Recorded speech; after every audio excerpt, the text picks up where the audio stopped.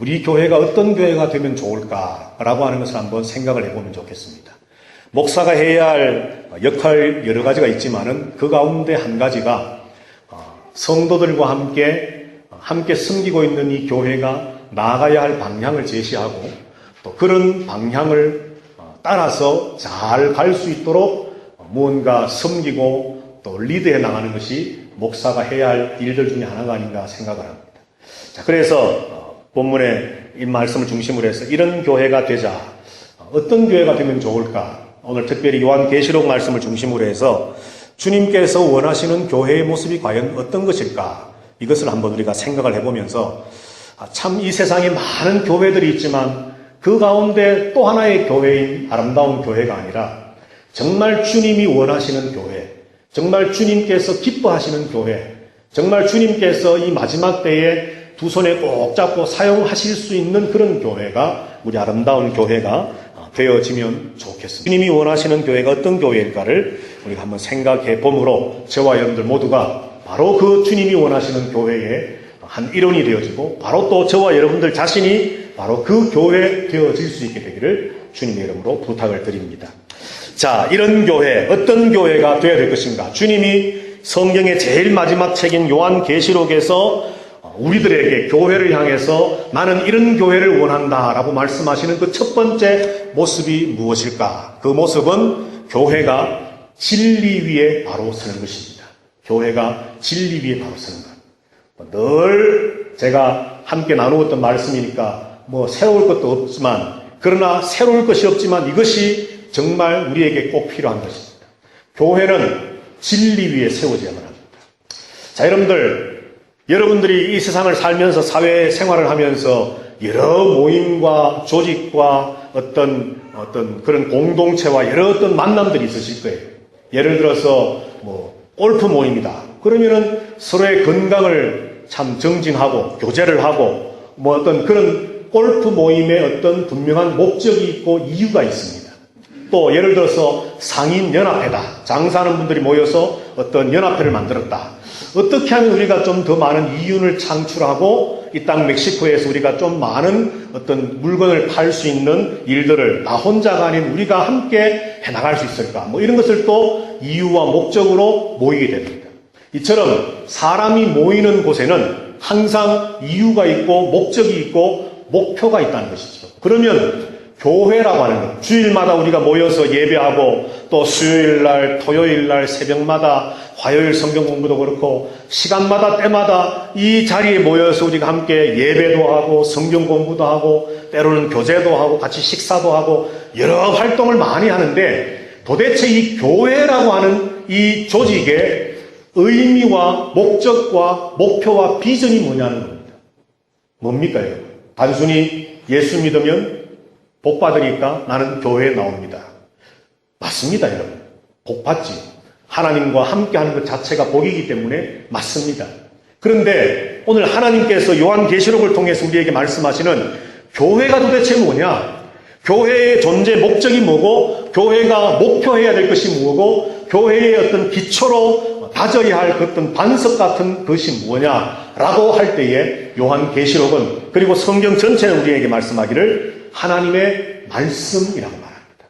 교회가 다른 어떠한 조직과 공동체와 모임과 많은 세상의 어떤 그런 것들과는 확연하게 구별되어지고 차별되어져야 할 분명한 모습 중에 한 가지는 교회는 오직 하나님의 말씀 위에 세워지고 그 말씀에 의해 움직여 나가는 공동체, 조직 되어져야만 한다는 사실입니다.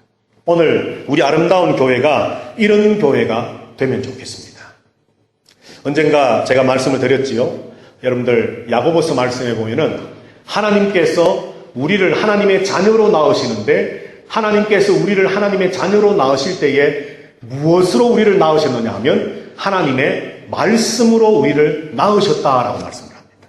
그리고 말씀으로 낳으신 우리를 말씀으로 훈련해 나가시고 그 말씀으로 먹이시고 그 말씀을 통해 이 땅에 승리하며 살게 하시고 마침내 구원에 들어갈 때에도 우리가 이 말씀대로 살았느냐 아니냐를 판단하심으로 우리의 구원과 영광을 판단하시겠다라고 말씀을 합니다. 우리가 그리스도인으로 태어나는 그 순간부터 영원한 구원의 완성에 들어가는 그 마지막 순간까지 우리의 삶 전체에 동행해 나가야 할 유일한 한 가지가 바로 말씀입니다. 말씀. 자, 우리 성경을 한번 몇 절을 보시겠습니다. 2장 13절입니다. 오늘 2장, 3장 말씀 몇 구절을 한번 보려고 합니다.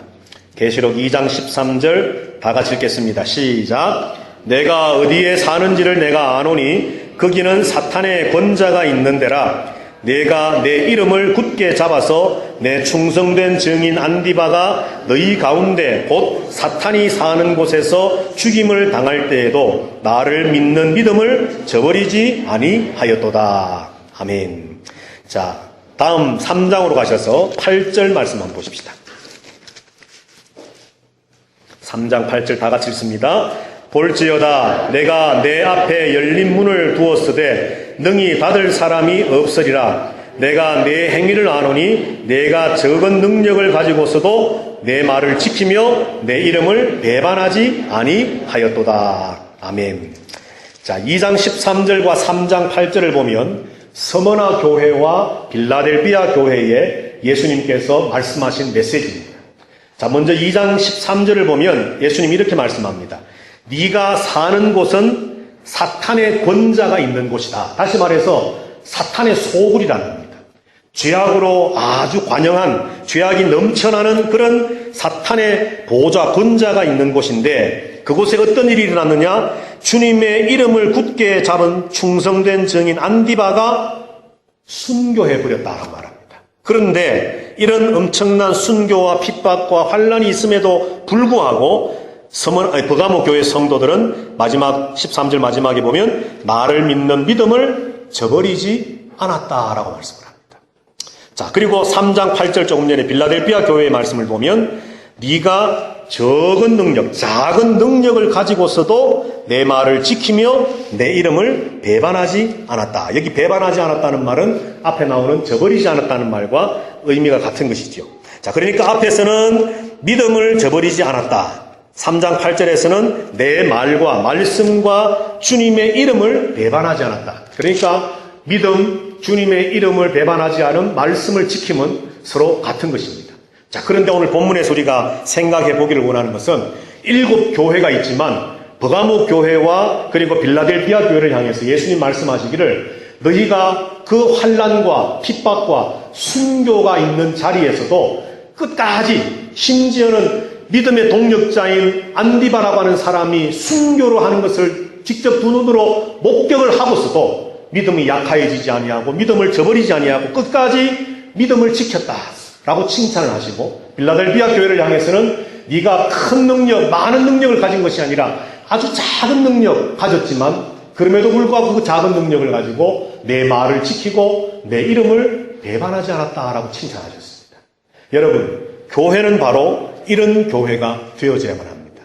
주님께서 소아시아 7 교회를 말씀을 하면서 이 두 교회를 칭찬하시면서 주님이 칭찬하시는 것은 다른 그 어떤 것이 아니라 그들이 끝까지 믿음 위에 서고 끝까지 예수님의 이름을 배반하지 아니하고 끝까지 하나님의 말씀대로 살아가는 그 삶의 모습이 있는 것을 예수님은 칭찬하셨다는 것이죠. 이것을 한마디로 말하면 바로 진리의 터 위에 굳게 세워진 교회를 주님은 칭찬하셨고 그런 교회를 주님은 원하고 계신다는 겁니다. 자, 특별히 여기 보면은 특별히 빌라델비아 교회를 보면 3장 8절에 작은 능력을 가지고서도 내 말을 지키고 이름을 배반하지 않았다 말씀합니다.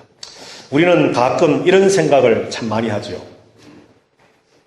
믿음으로 살기 위해서 다시 말해 말씀을 지키고 주님의 이름을 배반하지 않고 어떤 승리하는 삶을 살기 위해서 주님께서 내게 어떤 엘리야에게 주셨던 혹은 바울에게 주셨던 큰 능력과 은사와 은혜를 주셔야만 내가 그런 삶을 살 수 있을 거라 우리는 생각합니다. 그러면서 주님께 기도합니다. 주님, 능력 주십시오. 큰 은혜를 주십시오.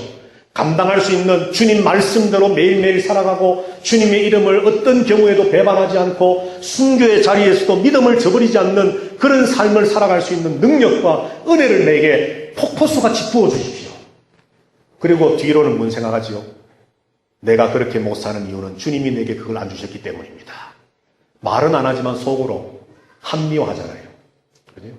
내가 이렇게 말씀대로 못 사는 이유는, 내가 이렇게 순교하는 것을 참으로 두려워하지 않고 믿음을 끝까지 지키지 못하는 이유는, 주님, 내가 그렇게 달라고 했는데, 큰 능력, 큰 은혜, 큰 은사, 큰 믿음 달라고 했는데 주님이 안 주셨잖아요. 내 믿음은 너무 작아요. 내 능력은 너무 작습니다. 그래서 난 할 수 없습니다. 라고 우리는 어쩌면 핑계댈지도 모릅니다. 그런데 오늘 성경에 하나님, 주님 말씀하기를 빌라델피아 교회를 향해서 너희가 내 말을 지키고 내 이름을 배반하지 않았다. 너희가 죽는 그 자리에까지 가는 순간까지도 끝까지 믿음을 지키고 진리 위에 서 있는 교회였다. 너희가 큰 능력이 있었기 때문이었다 말씀하지 않고 작은 능력이 있었음에도 불구하고 라고 말씀한다는 것이죠. 자, 그러므로 여기서 우리가 한 가지 깨달을 수 있는 것은 우리가 말씀대로 산다는 것, 믿음을 저버리지 않는다는 것, 주님의 이름을 배반하지 않는다는 것은 내게 어떤 불같은 능력이 임하고 어떤 성령의 어떤 참 엄청난 어떤 은사가 임하고 그런 어떤 체험과 경험과 어떤 그런 것들이 임해야만 가능한 것이 아니라는 것을 일단 알 수가 있습니다. 여러분, 예수님께서 제자들에게 이런 말씀하신 적이 있습니다. 너희에게 겨자씨만한 믿음만 있으면 이 산을 옮겨 저 바다에 던질 수도 있고, 또 누가복음에 보면 이 뽕나무를 뿌리채 뽑아서 바다에 심을 수도 있다. 그런데 거기 말씀하시는 말씀이 겨자씨만한 믿음입니다. 혹시 겨자씨를 보신 적이 있으신지 모르겠는데 겨자씨는 그야말로 눈곱만 합니다. 눈곱. 바람이 휙 불면 날아가 버리고 찾을 수가 없습니다. 정말 이 돋보기로 쳐다보아야만 이게 씨앗이구나 하는 것을 알 수 있을 정도의 지극히 작은 겁니다. 아니, 예수님 믿음을 말씀하려면 좀 큰 것, 저 거목 같은 믿음이 있어라, 저 태양같이 불타는 믿음이 있어라, 좀 이렇게 말씀해서 그런 큰 능력의 믿음이 있으면 너희가 이 산을 옮길 수도 있고 이 나무를 뽑아서 저 바다에 심을 수도 있다. 너희에게 그런 능력과 믿음과 충만한 어떤 역사들이 있기를 원한다 라고 말씀해 주셨다면 우리가 아멘 할 텐데 겨자씨만한 믿음만 있으면 된다. 여러분, 이게 도대체 무슨 의미일까요? 예수님 그렇게 통이 작으십니까? 왜 예수님 겨자씨만한 믿음을 이야기하셨을까요? 그 이유는 겨자씨 너무나도 작고 보잘것없고 바람이 휙 불면 날아가 버리고 눈에도 보이지 않을 정도의 정말 지극히 작은 것이지만 그 안에 뭐가 있습니까, 여러분? 생명이 있습니다. 생명. 그 겨자씨가 심어지면 비가 오고 태양이 빛이 비추면 싹이 돋고 자라서 나무가 되어지고 또 다른 열매를 맺는 생명 있는 믿음이 되라는 겁니다. 우리는 늘 요구합니다. 하나님, 감당할 수 있는 큰 능력 좀 주십시오. 내가 정말 순교의 자리에까지 갈 수 있는 그런 자리에서도 주님의 이름을 배반하지 않고 주님의 이름의 어떤 그 순종함으로 주님 말씀을 지키고 주님 믿음을 따르는 그런 삶을 살 수 있는 참 세상 사람들 그 누구도 가지지 못한 엄청난 것들을 좀 나에게 주십시오. 우리는 그러면 내가 그렇게 하겠습니다라고 하지만 사실 주님이 우리에게 말씀하시는 것은 그것이 아니고 생명 있는 겨자씨만한 믿음만 있어도, 다시 말해 정말 우리가 진리 위에만 바로 서기만 하면 우리가 말씀을 지킬 수 있고 예수님의 이름을 배반하지 않을 수 있고 믿음을 끝까지 저버리지 않는 그런 성도의 삶을 살아가는 교회 될 수 있다는 것을 성경은 우리에게 말씀을 주고 있다는 것이죠. 우리 아름다운 교회가 이런 교회가 되면 좋겠습니다. 요즘 세상이 참 얼마나 뒤숭숭합니까? 선교사, 아무나 선교사라고 하는 이름을 뒤에다 붙이고 아무나 목사라는 이름을 붙이고, 그래서 정말 수많은 사람들이 거짓된 것을 전파하고 가르치는데도 내가 진리 위에 서 있지 못하니까, 이것이 진리인지 아닌지를 분별하지 못하니까 우리가 믿음으로 살 수가 없는 겁니다. 자칭 선지자라 하는 거짓 선지자 이세벨을 용납하여 교회에 들였구나. 네가 발람이 발락을 속여 하나님께 영광을 돌리지 못하고 이스라엘을 망하게 했던 것처럼 네가 그의 교훈의 가르침을 따라서 음행과 우상 숭배를 저지르고 있구나. 자칭 유대인이라 하지만 사탄의 회인 그들을 너희가 받아들이고 용납해서 너희가 하나님의 진리 위에 서 있지 못함으로 너희가 하나님을 바로 섬기는 길에서 이탈해버렸구나. 교회들을 향해서 예수님은 책망하고 계십니다. 그들이 왜 거짓 선지자의 가르침을 받아들이고, 그들이 왜 발람의 교훈을 가르침을 받고, 그들이 왜 유대인이라 말은 하지만 사실은 사탄의 모임이라 할 수 있는, 주님이 보시기에는 완전히 사탄의 무리들인 그들과 함께 어울려 살아갈 수밖에 없느냐. 나 자신이 진리 위에 바로 서 있지 못하니까 무엇이 진리고 무엇이 거짓이고 무엇이 참이고 무엇이 거짓인지를 분별하지 못하고 생각하지 못하니까 생명력이 없다 보니까 이것도 받아들이고 저것도 받아들이고 교회들이 엉망진창이 되어버린 것이에요. 그런 상황 속에서 주님은 버가모와 빌라델비아 교회를 향해서 칭찬하셨다는 것이죠. 우리 아름다운 교회는 어떤 상황에 있어서도 어떤 경우에도 오직 진리 위에 세워지는, 말씀 위에 바로 세워지는 그런 교회 되기를 바랍니다. 자, 이런 교회가 되지 못했을 때 주님께서는 교회들을 향해서 회개하라고 말씀을 합니다. 자, 우리 한번 2장 5절 말씀을 한번 보실까요? 2장 5절 제가 읽겠습니다. 그러므로 어디서 떨어졌는지를 생각하고 회개하여 처음 행위를 가지라. 만일 그리하지 아니하고 회개하지 아니하면 내가 네게 가서 내 촛대를 그 자리에서 옮기리라. 회개하지 아니하면 촛대를 옮겨버리겠다. 교회를 없애버리겠다는 겁니다. 자, 2장 16절 말씀입니다. 2장 16절. 그러므로 회개하라. 그리하지 아니하면 내가 네게 속히 가서 내 입의 검으로 그들과 싸우리라. 3장으로 하셔서 3장 3절 한번 보실까요? 그러므로 내가 어떻게 받았으며 어떻게 들었는지 생각하고 지켜 회개하라. 만일 일깨지 아니하면 내가 도둑같이 이르리니 어느 때에 내게 이를지를 네가 알지 못하리라. 마지막으로 3장 19절 말씀입니다. 다 같이 우리 3장 19절 읽어보겠습니다. 시작. 무릇 내가 사랑하는 자를 책망하여 징계하노니 그러므로 내가 열심을 내라. 회개하라. 아멘. 진리 위에 바로 서 있지 못한 교회를 향한 주님의 말씀은 회개하라는 것입니다. 회개하라. 오늘 저와 여러분들이 우리 자신을 한번 돌아보면서 야, 교회가 17년 참 이렇게 역사를 우리가 이어왔구나. 참 이만큼 지내온 것 하나님의 은혜구나. 감사합니다. 좋습니다. 그런데 그것만으로 우리가 끝이지 말고 행여나 우리 아름다운 교회가 17년이라고 하는 역사를 이어오면서 과연 우리가 얼마나 진리 위에 서 왔는지, 그렇게 그런 교회 되려고 얼마나 몸부림쳐 왔는지, 그리고 그 진리를 세상을 향해 선포하고 전하기 위해서 우리가 얼마나 애쓰고 노력해 왔는지, 정말 교회가 교회되어지고 교회의 목표가 바로 이것이고 교회의 비전이 이것이고 교회의 존재 목적이 이것임을 우리가 바로 깨닫고 그런 교회 만들기 위해 세워나가기 위해서 우리가 어떤 한 특정 몇 사람이 아니라 온 성도들이 그렇게 해왔는지를 우리가 한번 생각해 보면서, 만약에 우리가 진리 위에 서기 위한 교회가 아닌 또 다른 것에 의미와 목적과 목표를 두고 있었다면 우리는 회개하십시다. 그리고 17주년을 맞이하면서 이제 20주년, 25주년, 30주년 점점점 이제 청년의 때, 중년의 때로 교회가 점점 이제 장성해 갈 터인데, 그렇게 되어질수록 우리 아름다운 교회가 정말 이 진리의 빛을 발할 수 있는 그런 교회가 되어지게 되기를 주님의 이름으로 축복합니다. 자, 두 번째로 주님이 원하시는 교회, 이런 교회를 세워야 되겠는데 어떤 교회일까?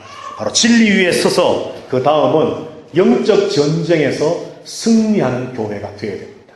오늘 요한계시록에서 우리에게 말씀해주는 두 번째 교회를 향한 메시지는 바로 이런 영적 전쟁에서의 승리입니다. 우리의 매일매일의 삶이 영적인 전쟁이고 내 안에 또는 내 외부에 수많은 어떤 영적인 갈등과 고민과 전쟁들을 우리는 겪으면서 살고 있습니다. 그런데 요한계시록에서 이 영적 전쟁의 상황을 크게 두 가지로 구별해서 말씀을 합니다. 그 첫 번째가 무엇인가 하면 바로 물질 만능주의입니다. 물질 만능주의. 이 다시 말해서 만몬주의와 영적인 전쟁을 치루어 이겨라 말씀을 합니다. 자, 우리 3장 17절을 한번 보실까요?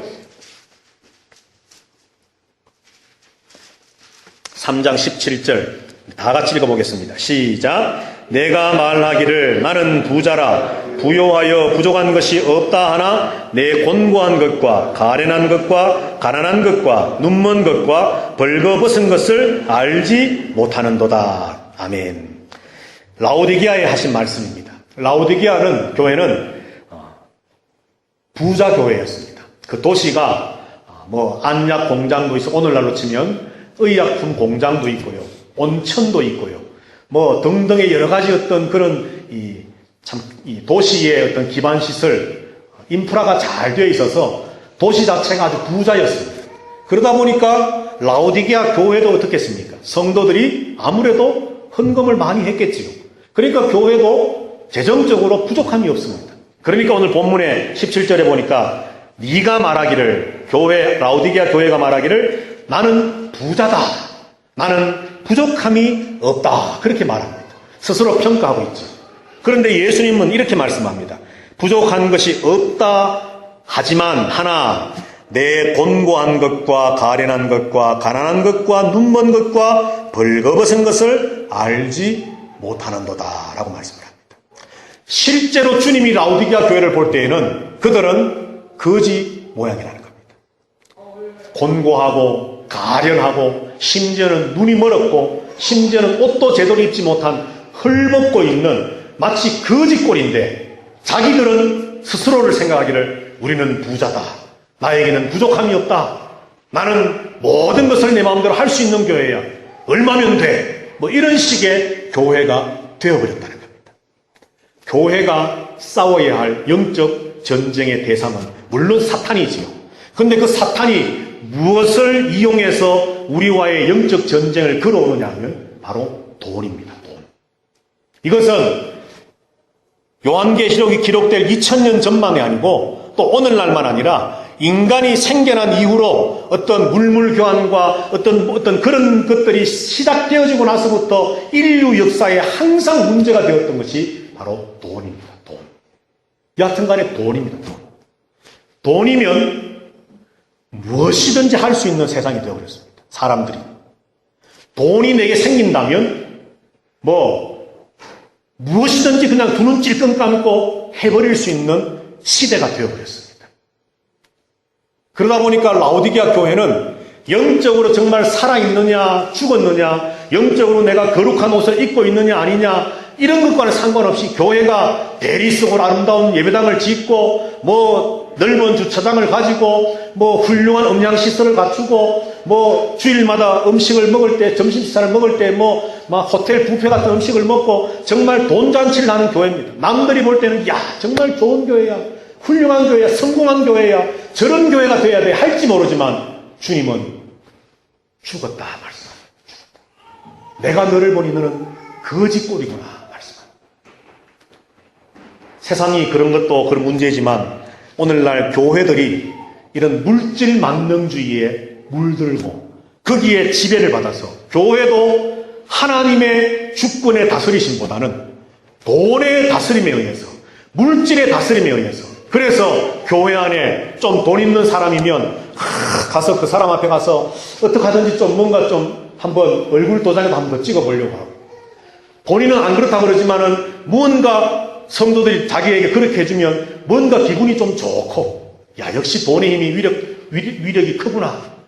내가 별로, 신앙도 별로 좀 그렇고, 자기가 자기 자신을 봐도 별론데, 내가 돈이 있으니까 이렇게 성도들이 나에게 이렇게 굽신굽신 하는구나. 역시 돈이 최고야. 은연중에 우리의 이 영혼들이 돈이라고 하는 것에 깔가 먹혀서 영적 전쟁에서 패배해버리고 있다. 자, 여러분들 저 뒤편으로 가셔서 18장 말씀을 한번 보실까요? 계시록 18장.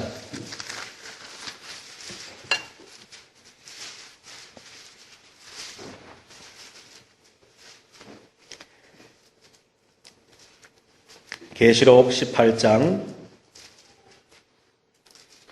4절 제가 읽겠습니다. 18장 4절. 또 내가 들으니 하늘로부터 다른 음성이 나서 이르되 내 백성아 교회야 거기서 나와 그의 죄에 참여하지 말고 그가 받을 재앙들을 받지 말라 말씀합니다. 자, 여기서 거기라고 하는 것은 바벨론입니다. 세상 나라를 대표하는 바벨론. 그의 죄, 바벨론의 죄에 참여하지 말고 바벨론이 받을 재앙을 받지 말라 그렇게 말씀을 합니다. 자, 그런데 이 바벨론을 상징하는 여러 가지 많은 것들이 있을 수 있지만은 이 바벨론을 뭐라고 말씀하느냐 하면 7절을 한번 보실까요? 7절, 18장 7절 다 같이 읽습니다. 시작. 그가 얼마나 자기를 영화롭게 하였으며 사치하였는지 그만큼 고통과 애통함으로 갚아주라. 그가 마음에 말하기를 나는 여왕으로 앉은 자요 과부가 아니라 결단코 애통함을 당하지 아니하리라 하니. 아멘. 어디서 본 말씀과 비슷하지 않습니까? 조금 전에 라오디게아 교회 3장 17절에 있는 주님이 보시기에는 거짓골인데 나는 부자다, 내게는 부족함이 없다 라고 말했던 라오디게아 교회처럼 지금 바벨론이, 세상 나라가, 다시 말해 사탄에 의해서 장악되어진 이 죄악된 세상이 말합니다. 자기 자신을 영화롭게 하고 스스로 자기 자신을 사치했다. 여기 사치했다는 것은 금귀걸이, 목걸이 찾다 이런 것이 아니라 돈에 의해서 치장했다 이 말입니다. 그만큼 고통과 애통함으로 갚아주라. 그가 마음에 말하기를, 스스로 말하기를 나는 여왕으로 앉은 자다. 과부가 아니다. 결단코 나에게는 애통함이 있을 수 없다. 돈에 의해서 움직여지는 이 권력과 부와 명예와 즐거움과 쾌락과 세상적인 이 모든 것들이 영원할 것이다 라고 취해 있는 겁니다. 하나님 그들에게 말씀을 합니다. 내가 너를 무너뜨리리라. 내가 너를 망하게 하리라. 그러면서 교회를 향해서 말씀합니다. 내 백성아 거기서 나오라. 속지 말고 나오라. 그들이 받을 죄와 그들이 받을 재앙으로부터 탈출하라. 출애굽하라. 말씀을 합니다. 사랑하시는 성도 여러분들, 분명히 돈이 없으면 불편합니다. 그죠? 먹고 싶은 것도 사실은 살 수 없고, 갖고 싶은 것도 가질 수 없고, 심지어는 극단적으로 몸이 아픈데 병원을 가야 되는데 돈이 없는데 내가 어떻게 병원을 가겠어? 돈이 없으면 불편함이 이만저만이 아닙니다. 그러나 우리가 분명히 해야 될 것은 돈이 없으면 분명히 불편하고 삶에 있어서 좀 어려움은 있을지 모르지만 여러분 그 돈 때문에 여러분의 영혼을 파시겠습니까? 생명 없는 자리에 생명 없는 사탄의 올무에 여러분의 생명을 파시겠느냐. 오늘 요한계시록 우리에게 말씀을 합니다. 우리가 싸워야 할 영적 전쟁의 최전선에 있는 대상은 돈이라고 말합니다. 그 돈을 가지고 사탄은 오늘날 세상 사람들을, 심지어는 이제는 바벨론이라고 하는 것은 세상의 권력 구조와 세상의 열왕들과 세상의 어떤 그런 지배층들과 이제는 그런 모든 세상의 지도자라고 할 수 있는 사람들, 그 조직들이 돈을 가지고 세상을 좌지우지함으로 돈에게 굴복하지 않으면 살 수 없을 것처럼 되어져가는 세상이 되어버렸지만 계시록은 우리에게 말씀을 합니다. 그 돈을 따라감으로 스스로는 부자인 것처럼 착각하고 살지만 실상은 죽은 자로 살겠느냐. 아니면 세상에서 조금 불편함이 있고 좀 어려움은 있지만 주님 보시기에 너는 부자구나. 너는 살았구나. 네 눈이 열려 분별력을 가졌고 너는 거룩한 신부의 예복을 입고 주님 오실 날을 예비하고 있는 진리 위에 서서 주님의 이름을 배반하지 않고 하나님의 말씀을 지키며 내 이름을 저버리지 않는 믿음의 삶을 살아가는 성도이구나 라고 하는 말씀을 듣고 싶습니다. 오늘 우리는 교회 설립 감사 기념주의를 이제 맞이하면서 우리는 결단해야 되겠습니다. 그저 시계추처럼 주일이면 성경책 들고 교회만 왔다 갔다 하는 그런 우리들이 아니라 정말 하나님 내가 이 시대의 영적 전쟁에서 승리하는 정말 돈을 주인 삼는 것이 아니라 하나님을 나의 주인 삼고 이 영적 전쟁에서 이겨서 하나님이 참 주인 되신다는 사실을 내 삶을 통해 마침내 보이고 싶습니다 라고 하는 그 결단을 가지고 살아가는 저와 여러분들 되시기를 주님 이름으로 부탁합니다. 또 한 가지 상황이 있습니다. 조금 전에 두 가지라 말씀했는데 자, 요한계시록의 말씀에 보면은 또 한 가지 상황이 2장 14절입니다. 이미 조금 전에 말씀드린 것이지만 2장 14절 다 같이 한번 읽어보겠습니다. 계시록 2장 14절 다 같이 시작. 그러나 내게 두 가지 책망할 것이 있나니 거기 내게 발람의 교훈을 지키는 자들이 있도다. 발람이 발락을 가르쳐 이스라엘 자손 앞에 걸림돌을 놓아 우상의 제물을 먹게 하였고 또 행음하게 하였느니라. 아멘. 2장 20절입니다. 다 같이 읽습니다. 시작. 그러나 내게 책망할 일이 있노라. 자칭 선지자라 하는 여자 이세벨을 내가 용납함이니 그가 내 종들을 가르쳐 꿰어 행음하게 하고 우상의 제물을 먹게 하는도다. 아멘. 자, 2장 14절과 2장 20절의 말씀에 공통되는 것은 우상 숭배와 행음입니다. 음행입니다. 간음. 물론 이것은 계시록을 우리가 영적으로 상징적으로 해석하자면 영적인 간음이지요. 하나님을 예배하지 않고 경배하지 않고 우상을 섬기는 것. 그래서 앞에 나오는 우상 숭배와 우상의 제물을 먹는 것과 뒤에 나오는 행음, 음행은 사실은 같은 의미를 말합니다. 그런데 사실 이 계시록 2장 3장에서 7교회에 주시는 이 메시지는 단순히 상징적인 것만이 아니라 역사적인 교회에, 역사적으로 실제 이 땅에 존재했던 교회에 주님이 주시는 칭찬 혹은 경고의 메시지입니다.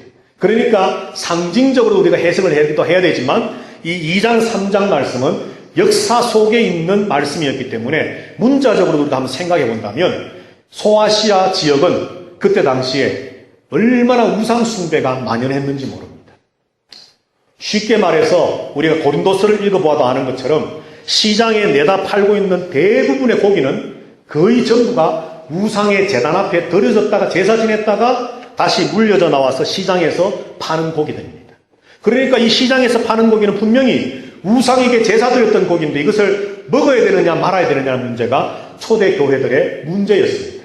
자, 그런데 오늘 여기 말씀해 보면은 이 소아시아에 있는 7교회들 중에서 이런 발람의 교훈, 거짓 선지자 이세벨의 교훈, 자칭 유대인이라 하지만 사탄의 회들의 교훈 등등의 많은 어떤 거짓 가르침에 의해서 우상을 숭배하고 우상의 제물을 먹는 것과 영적인 간음을 행하는 것, 그리고 심지어는 영적 간음뿐만 아니라 실제로 우리가 잘 아는 것처럼 고대의 이방 종교라고 하는 것은 성적으로 굉장히 타락합니다. 그 이방 신전 안에 있는 여사제들 모두가 사실은 매춘부도입니다.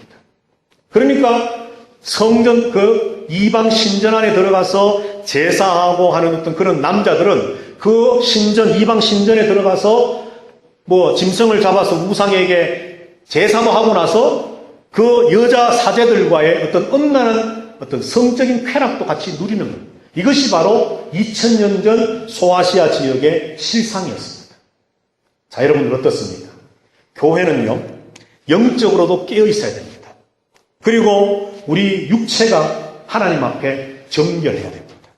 사실 교회 우상에게 드려졌던 고기를 먹느냐 마느냐는 문제는 내가 이 더러워진 고기를 먹음으로 내 몸이 더러워지느냐 아니냐라는 사실을 주제를 바울은 고린도서에서 말합니다. 다시 말해서 내 몸은 성령이 계시는 성전인데 내가 이런 것들을 먹음으로 하나님의 성전을 더럽힐 수 있겠느냐라고 하는 취지의 본문 안에 담겨져 있는 말씀 중에 한 단락이라는 거죠. 그러므로 우상에게 드렸던 음식을 먹는다, 음행을 행한다, 이방 여사제들과의 성적인 어떤 그 쾌락에 빠진다, 이 모든 것들이 영적으로도 그렇고 육체적으로도 그렇고 타락해가는 것입니다. 이것이 바로 2000년 전 소아시아에 있는 교회들이 직면했던 영적 전쟁의 실상이었습니다. 어떤 사람들은 이야기할지 모릅니다. 세상의 목사님 트렌드입니다. 오늘날 21세기의 어떤 풍조입니다. 문화입니다. 옛날 고리타분한 시대 생각 말하지 마십시오. 오늘날은 뭐 동성연애도 그렇고 뭐 어떤 모든 것이 자유롭고 모든 것이 내가 좋은 대로 행할 수 있는 시대가 되었습니다. 그런데 뭐 교회에서 자꾸 그런 것을 제지하고 그러면 성도 안 늘어납니다. 교회를 키우려면 그런 설교하지 마십시오. 세상의 트렌드에 좀 맞게, 세상의 흐름과 풍조에 좀 맞게 교회도 좀 어느 정도 그것을 뭐 적극적으로 인정하고 동조하지는 않아도 교회도 슬쩍 눈 감아주면서 그냥 그렇게 가는 것이 현명한 처사입니다. 저도 어떻게 변할지 모르겠지만 지금은 제 눈에 흙이 들어와도 안 됩니다, 여러분. 하나님의 창조 질서를 파괴하고 하나님의 진리의 말씀을 파괴하고 그것이 아무리 제가 언젠가 즐겨했던 말이잖아요. 60억의 인구, 지금은 70억일지 모르지만 70억의 인구가 모두가 예스 할지라도 우리가 하나님의 말씀에 비추어 봤을 때 그것이 아니면 노라고 말할 수 있는 교회가 되어야 됩니다. 70억의 인구가 모두가 노라고 말한다 할지라도 그것이 하나님의 진리의 말씀이라고 한다면 예스라고 말할 수 있는 교회가 되어야 됩니다. 이것이 바로 영적 전쟁에서 이기는 모습입니다. 세상이 그렇게 돌아가니까 법안이 통과되고 나라 법이 그렇게 되었으니까 아닙니다. 그렇게 살 것 같으면 신앙이 뭐가 필요 있고 예수님의 이름을 배반하지 않는 것이 뭐가 필요 있고 말씀대로 사는 것이 뭐가 필요 있습니까? 교회라고 하는 것이 도대체 무슨 필요가 있습니까? 세상 흘러가는 대로 교회도 따라가고 영적 전쟁이고 뭐고 다 팽개쳐버리고 그냥 세상의 풍조 속에 그냥 휩싸여 살아가 버린다면 교회는 이 땅에 교회로서의 역할을 그때부터 내려놓는 것입니다. 오늘 하나님께서 우리에게 분명히 말씀을 합니다. 특별히 오늘 우리가 읽었던 말씀에 보면은 2장 20절 말씀에 보면 이 자칭 선지자라 하는 여자 이세벨을 내가 용납했다. 두아디라 교회가 그 여자를 용납하고 받아들였다는 겁니다. 그런데 그 뒤에 중요한 말씀이 뭐냐면 그가 내 종들을 가르쳐 꿰어 행음하게 하고 우상의 제물을 먹게 했다. 여기 꿰다 다시 말해서 속인다 하는 말인데 속이는 이 일의 원조는 누굽니까 여러분? 사탄이죠. 사탄. 유혹하고 미혹하고 꿰는 일의 원조는 사탄입니다. 그렇기 때문에 우상을 숭배한다, 음행을 저지른다, 성적인 어떤 쾌락을 탐닉한다, 세상의 즐거움과 세상의 어떤 것들에 빠져서 영적인 전쟁과는 상관없이 그런 것들에 묻혀 살아간다. 이것이 그냥 단순히 세상 풍조에 따라 살고 세상 트렌드에 맞춰 살고 모든 사람들이 그렇게 사니까 나도 그냥 어쩔 수 없이 산다. 이것이 아니라 하나님을 배반하고 사탄의 진영에 내가 속하는 과정입니다. 이걸 아셔야 됩니다.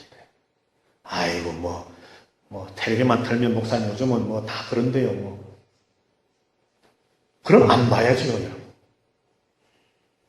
세상 사람들이 모두가 말하는 것이 그런데요 내가 거기에 동조해서 말하지 않으면 대화가 안 됩니다. 그러면 좀 외톨이가 될지 모르겠지만 그러면 함께 안 해야죠 여러분. 아니면 내가 그들을 변화시키고 그들을 어떻게 하기 위한 순교자적인 각오와 어떤 다짐을 가지고 복음을 전하고 해야지.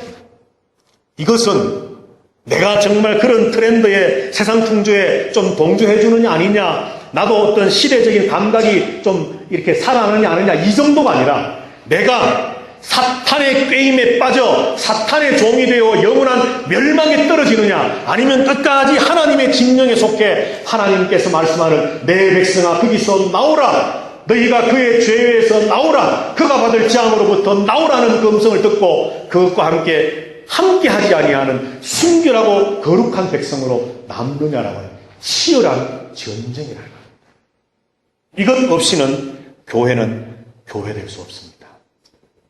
우리 아름다운 교회가 비록 한국이 아닌 멀리 멕시코 땅에 있는 교회이지만 우리 아름다운 교회가 바로 이런 교회가 좀 되면 좋겠습니다. 영적 전쟁에서 이겨나가는 교회, 돈이 주인 아닌 하나님이 나의 주인이심을 선포하고 실제로 또 그렇게 살아가는 교회, 세상에 어떠한 유혹과 꾀임이 있어도 어떠한 영적인 음행과 육체적인 어떤 쾌락과 또 우상숭배의 모든 어떤 유혹과 그런 것들이 내게 엄습해 온다 할지라도 그것을 단칼에 잘라버리고 오직 하나님으로만 살아가는 그런 우리 교회가 되어져서 내년이 되고 또 그 다음 해가 되고 교회의 설립, 감사, 기념일이 해가 점점 더 나이가 들수록 우리 교회가 정말 그런 빛을 바로 발할 수 있는 교회 되기를 주님의 이름으로 축복합니다. 자, 마지막 세 번째로 이렇게 진리 위에 서는 교회, 영적 전쟁에서 이기는 교회에게 예수님이 약속하신 것이 있습니다. 사실은 이걸 말하고 싶은데 서론이 길었습니다. 그런데 성경만 몇 구절 찾아보고 마치도록 하겠습니다. 7 교회에 똑같이 주신 말씀이 있습니다. 어떤 교회에 칭찬도 주시고 어떤 교회는 책망도 주시고 어떤 교회는 회개하라고 말씀하시고 했지만 그러나 7교회에 똑같이 주신 말씀이 있습니다. 그게 뭐냐 하면 바로 이기는 자를 향한 약속입니다. 이기는 자. 진리 위에 서서 주님의 이름을 배반치 않고 믿음을 저버리지 않고 말씀을 지켜나가며 생명력 있는 믿음을 가지고 영적 전쟁의 그 치열한 전쟁에서 참 때로는 억울하기도 하고 힘들기도 하고 고통스럽지만 이기기 위해 힘써서 마침내 이기게 될 때에 주님은 이런 것들을 약속하셨습니다. 2장 7절입니다. 다 같이 계시록 2장 7절 다 같이 읽습니다. 시작. 귀 있는 자는 성령이 교회들에게 하시는 말씀을 들을지어다. 이기는 그에게는 내가 하나님의 낙원에 있는 생명나무의 열매를 주어 먹게 하리라. 할렐루야. 생명나무의 열매를 주어 먹게 하리라. 에덴 동산에서 선악과를 먹고 생명나무를 먹음으로 영생할까 하나님이 인간을 에덴 동산에서 내쫓으셨는데 이제 신락은 했던 그 역사가 복락은 되어져서 하나님의 낙원에 있는 생명나무의 열매를 먹어서 다시 말해서 어떤 진짜 열매를 먹는다기보다는 하나님께서 영원한 생명의 구원의 역사를 이기는 그에게 주시겠다 말씀합니다. 자, 2장 11절입니다. 2장 11절 다 같이 읽습니다. 시작. 귀 있는 자는 성령이 교회들에게 하시는 말씀을 들을지어다. 이기는 자는 둘째 사망의 해를 받지 아니하리라. 아멘. 자, 사람이 한 번 태어나면 2번 죽지만 2번 태어나면 1번 죽습니다. 그죠? 한 번 태어난다는 것은 그냥 육체 엄마 뱃속에서 모태에 있다가 10달 만에 태어나는 한 번의 태어남만 있다면 2번 죽습니다.